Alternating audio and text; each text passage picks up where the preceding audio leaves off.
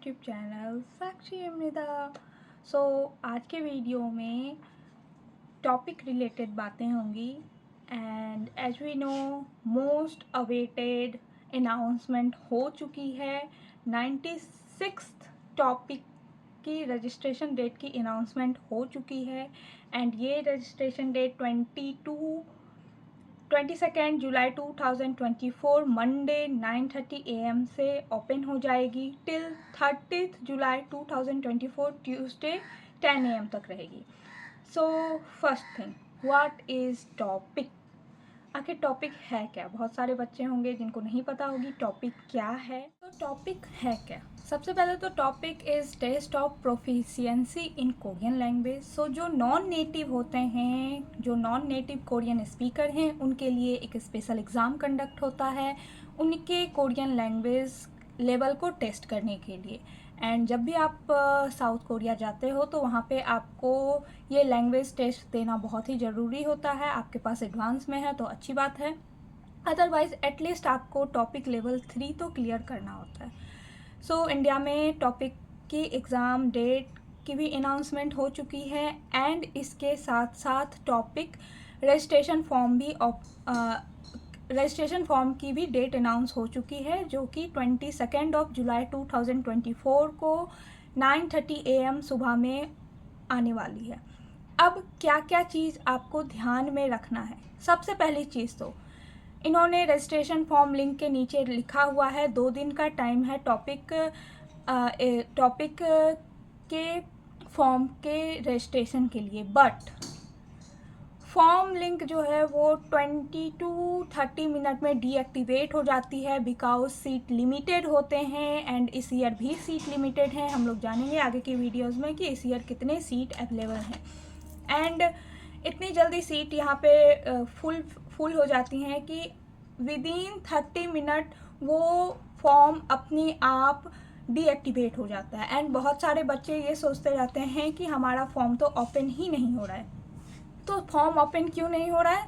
क्योंकि 9:30 से लेके ऑलमोस्ट 10 AM तक ही फॉर्म जो है एक्टिवेट रहेगा। क्यों एक्टिवेट रहेगा? बिकॉज इसके बाद ऑलरेडी उनकी सीट फुलफिल हो जाती है and first come first service होती है। इसके अकॉर्डिंग ही आपके फॉर्म जो है सो रजिस्टर होते हैं।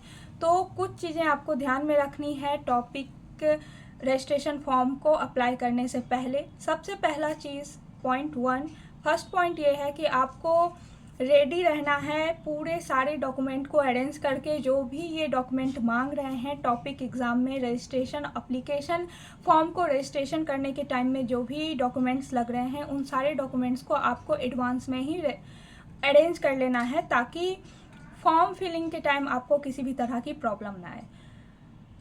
पॉइंट नंबर 2, अगर फॉर्म 9:30 से ओपन होने वाला है, इनका लिंक 9:30 से ही एक्टिवेट होगा, शार्प 9:30 AM 22 जुलाई 2024, इट मीन्स आने वाला मंडे। देन आप 9:15 से ही लैपटॉप मोबाइल जिससे भी आप फॉर्म भर रहे हो आप उस पर बैठ जाओ, पेशेंसली उस फॉर्म लिंक को क्रोम में टाइप कर लो, ओपन कर लो, कॉपी पेस्ट कर लो एंड जैसे ही फॉर्म लिंक ओपन हो फटाफट आप जो है सो फॉर्म को फिल करना शुरू कर दो। तो ये चीज़ ध्यान में रखना है, ये आलस नहीं करना है कि ओके ये फॉर्म जो है 2 दिन के लिए इन्होंने 2 दिन का डेट टाइम दिया है तो 2 दिन में ही जो है सो फॉर्म आराम से अच्छे से घूम फिर के तब टाइम बचेगा तब हम लोग फॉर्म जो है सो रजिस्टर करेंगे तो फॉर्म ऑलरेडी फिल हो जाएगा, सीट बुक हो जाएंगी और आपके हाथ में फिर कुछ नहीं मिलेगा। तो इस चीज़ का ध्यान रखना है आपको कि सुबह 9:30 बजे अगर फॉर्म एक्टिवेट होने वाला है तो आप 9:15 से ही सारे डॉक्यूमेंट्स रेडी करके एडवांस में आप वहाँ पे बैठ जाओ। 15 मिनट नो इंस्टा। अब बैठे हैं तो ये नहीं कि इंस्टा चला लें, फेसबुक चला लिया, यूट्यूब पे शॉर्ट्स देख लिया। No Insta, no Facebook, no YouTube shorts. आपको 15 मिनट कॉन्स्टेंट होकर आपको बैठना होगा ताकि आपका ये फॉर्म आप भर लो। 20 minute to 30 minute, almost 15 minute लगते हैं इस फॉर्म को फिल करने में। अप्रॉक्स मैं बता रही हूँ, इससे ज़्यादा नहीं ही लगता है, बट 20 मिनट आपके लिए बहुत ही ज़्यादा यूजफुल होगा अगर आप पेशेंसली जो है सो बैठ जाओ ताकि आप इस फॉर्म को सक्सेसफुली रजिस्टर कर लो। ओके, नाउ इन्होंने फॉर्म आपकी सीट कहाँ कहाँ पर है, क्या क्या है और क्या क्या डॉक्यूमेंट लगती हैं, इसके बारे में भी हम लोग जानेंगे। एंड उसके साथ साथ फॉर्म में क्या क्या डिटेल आपको भरना रहता है ये भी हम लोग देखते हैं। सो फॉर्म में ये सबसे पहले आपको आपके ईमेल आईडी पूछेंगे, ईमेल आईडी डालना होता है, फिर नेम डालना होता है। आप नेम भी ध्यान रखना है, जो आपने अपने क्लास 10th के मार्कशीट पे डाला होगा वही नेम डालिएगा, या जो पासपोर्ट पे नेम होगा वही नेम डालिएगा। ओके। फिर नेम इन कोरियन, अगर आपको नेम इन कोरियन लिखने आती है तो ठीक है, अगर नहीं आती है तो उसमें भी आप इंग्लिश में ही नेम लिख दोगे। फिर आपको जेंडर सेलेक्ट करना होता है, फिर नेशनलिटी सेलेक्ट करना होता है, फिर डेट ऑफ बर्थ। अब यहाँ भी बच्चे मिस्टेक करते हैं। क्या मिस्टेक? तो साउथ कोरिया में डेट ऑफ बर्थ का जो पैटर्न चलता है वो पहले ईयर, फिर मंथ, फिर डेट, बट हड़बड़ी के चक्कर में गड़बड़ी कर देते हैं बहुत सारे बच्चे। तो ध्यान रखना है कि डेट ऑफ बर्थ आपको किस पैटर्न में लिखना है। तो पहले आपको ईयर लिखना है, फिर मंथ, फिर आपको डेट लिखना है। एज सपोज एग्जाम्पल किसी का बर्थ डेट है मान लो 28 ऑफ सितंबर 2000, तो आपको इस फॉर्म में कैसे लिखना है 2000 देन सितंबर, तो सितंबर का आप नंबर यूज करोगे 09 देन 28, तो इस पैटर्न से आपको डेट फिल करनी है। Okay. Now date of birth को आपको वर्ड्स में भी लिखना है, तो 2009 28 इस तरह से आप वर्ड्स में लिखोगे। फिर फर्स्ट लैंग्वेज क्या है, तो अगर आपको कोरियन नहीं आ रही है, आप कोरियन का एग्ज़ाम देने ही जा रहे हो, उतनी अच्छी आपकी फ्लुएंसी नहीं है, तो आप यहाँ पे इंग्लिश सेलेक्ट कर देना। फिर परमानेंट एड्रेस डालना है। ध्यान रखिएगा परमानेंट एड्रेस भी आपके आधार कार्ड या पैन कार्ड या वोटर आइडेंटिटी कार्ड जो आप वहाँ पे एज अ प्रूफ ले जाओगे उसके अकॉर्डिंग आपका परमानेंट एड्रेस आप यहाँ पर लिखोगे। फिर पोस्टल कोड, जिप कोड आप लिखोगे। फिर कॉन्टैक्ट नंबर दोगे। फिर इमरजेंसी कॉन्टैक्ट नंबर में आप दूसरे किसी पर्सन का नंबर दे सकते हैं। कॉन्टैक्ट नंबर में अगर आपने अपना नंबर दिया है तो इमरजेंसी कॉन्टैक्ट नंबर में आप अपनी मदर का, फादर का, किसी का भी दे सकते हैं। नाउ फोटोग्राफ अपलोड करने की बात आती है, तो फोटोग्राफ के नीचे ही आपको अपलोड का एक फाइल होता है, वहाँ पे आप फोटोग्राफ अपलोड करोगे।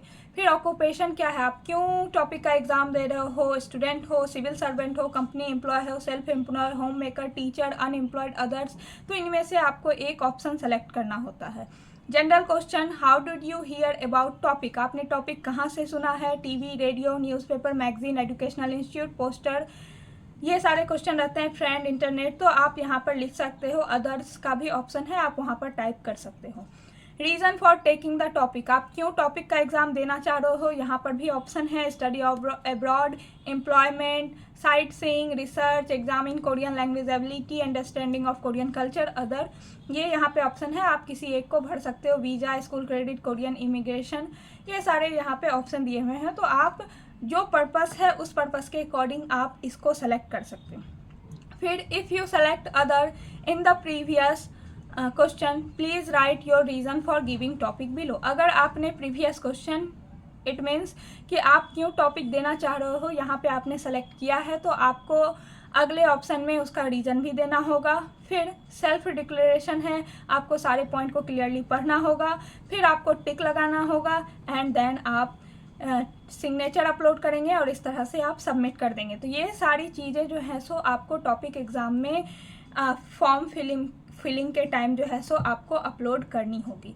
तो इतनी चीज़ को ध्यान रखना है, आपको इतनी चीज़ों के बारे में ध्यान रखना है। अब मैं क्या सजेस्ट करूँगी, मैंने कैसे किया था ताकि कोई भी मिस्टेक ना हो, तो मैंने उन सारे पॉइंट को एक पेपर में लिख लिया था बाय ऑर्डर, जो वो क्वेश्चन पूछते हैं उसके ही अकॉर्डिंग मैंने जो है सो सारे चीज़ों को पेपर में लिख लिया था, ताकि फिलिंग के टाइम में, फॉर्म फिलिंग के टाइम में कोई भी मिस्टेक ना हो। ज़्यादातर मिस्टेक कहाँ होती है, आपके नेम में, और दूसरी मिस्टेक, सबसे बिग मिस्टेक कहाँ होती है, जहाँ पर बहुत सारे बच्चे मिस्टेक करते हैं, वो आपका date of birth. Date of birth वाले पैटर्न में हम लोग generally date, month, then year लिखते हैं, और यही मिस्टेक बार बार बहुत ज़्यादा बच्चे करते हैं। एंड अगर ये मिस्टेक आप भी करते हो तो आपके फॉर्म रिजेक्ट हो जाएंगे। दूसरी चीज़, एक ही सेंटर के लिए या एक ही फॉर्म को, टॉपिक 1 के ही फॉर्म को आप 2 अलग अलग सेंटर के लिए सेम टाइम पे नहीं भर सकते हैं। एक बार आपने फॉर्म भर दिया तो भर दिया, उसके बाद कोई भी मिस्टेक आप नहीं कर सकते उसमें सही। तीसरी चीज़ क्या है यहाँ पर, आप अगर तीसरी चीज़ यहाँ पर क्या है, अगर आप टॉपिक 1 और टॉपिक 2 दे रहे हैं तो आपको सेम सेंटर चूज करना होगा, टॉपिक 1 और टॉपिक 2। तो ये भी ध्यान रखिएगा, टॉपिक 1 दिल्ली का चूज कर दिया और टॉपिक 2 चेन्नई वाले फॉर्म को जाके फिल कर दिए, तो इससे भी आपका जो है सो डॉक्यूमेंट, आपका फॉर्म जो है सो रिजेक्ट हो जाएगा। एंड चौथी चीज़, अगर आप टॉपिक 1 और टॉपिक 2 दोनों का ही एग्ज़ाम देना चाहते हैं तो आपको टॉपिक 1 में भी प्रेजेंट होना होगा। अगर आप टॉपिक 1 के एग्ज़ाम के टाइम लेट हो गए तो आप टॉपिक 2 के लिए भी एलिजिबल नहीं होंगे, आपको वो लोग टॉपिक का एग्ज़ाम देने नहीं देंगे। तो इतनी चीज़ों को माइंड में रखना है। चलिए देखते हैं कौन कौन से डॉक्यूमेंट रिक्वायर्ड हैं, आपको किस किस चीज़ों को पहले से प्रिपेयर करके रखना है ताकि आपके टॉपिक के फॉर्म फिलिंग के टाइम किसी भी तरह की गड़बड़ी ना हो और आप सक्सेसफुली फॉर्म को फिल कर लें। एंड एक चीज़ और, पेमेंट अभी आपको नहीं करना है। जब आप सक्सेसफुली फॉर्म को फिल कर लेंगे उसके बाद आपको एक ईमेल रिसीव होगा एंड विदिन 1 वीक आपको पेमेंट का भी ईमेल आ जाएगा। तो उस पेमेंट के ईमेल के अकॉर्डिंग आप जो है सो पेमेंट के जो ईमेल आएगा उसमें पेमेंट का आपको लिंक वगैरह सब दिया रहेगा, तो उसके अकॉर्डिंग आप पेमेंट कर सकते हैं। ओके, टॉपिक 1 का फ़ी एंड टॉपिक 2 का भी फ़ी हम लोग आगे जानेंगे। चलिए देखते हैं आगे क्या क्या डॉक्यूमेंट आपको रिक्वायर्ड है। सो ये रहा 96 टॉपिक। एग्ज़ाम डेट 13 अक्टूबर को है, संडे है इस दिन। एग्ज़ाम सेंटर दिल्ली, मणिपुर, बेंगलोर है। रजिस्ट्रेशन 22 जुलाई 2024 9:30 AM से स्टार्ट है। इसके आगे अगर सीट की बात करें तो JNU में 230 सीट हैं टॉपिक 1 टॉपिक 2 के लिए, मणिपुर में 100 एंड CMR यूनिवर्सिटी में भी 100 सीट हैं। टोटल इस टाइम 430 सीट ही हैं। इसके लिए आप प्रिपेयर रखें पहले से सारे डॉक्यूमेंट्स ताकि आप अपना एक सीट यहाँ पे कंफर्म कर लें। ओके, नाउ इसके बाद बात करें तो टॉपिक 1 टॉपिक 2 की टाइमिंग भी दे रखी है। एंट्री टाइम 9-10 है टॉपिक 1 के लिए, तो 9-10 से ही पहले आप पहुंच जाएं। एंड इसके साथ अगर डॉक्यूमेंट की बात करें तो valid ID proof, Aadhaar card, voter card, passport. Photo में आपको JPG फॉर्मेट में 200 KB के अंदर फ़ोटो रखना होगा। सिग्नेचर JPG फॉर्मेट में 100 KB के अंदर रखना होगा। टॉपिक 1 का रजिस्ट्रेशन फ़ी 1200 है, टॉपिक 2 1500 है। And thank you.